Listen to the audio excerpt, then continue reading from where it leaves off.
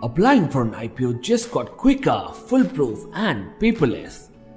SEBI has introduced the use of UPI for IPO applications. So, if you already have a UPI ID, visit the Sharekhan website and get cracking. But if you don't have a UPI handle, don't you worry. Let's get you set up in just a few simple steps. First, install and open Bheem app on your phone.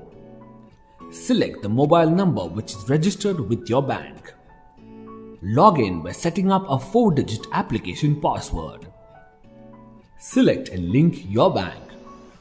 If you have multiple bank accounts linked to the same phone number, select a primary account which you will use to apply for IPO.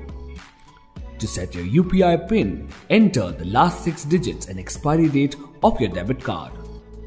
Enter the OTP which you've just received and your ATM PIN.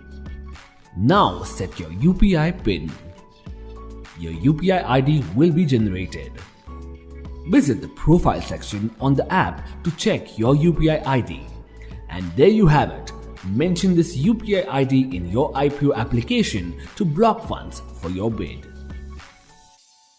Investment in securities market are subject to market risks.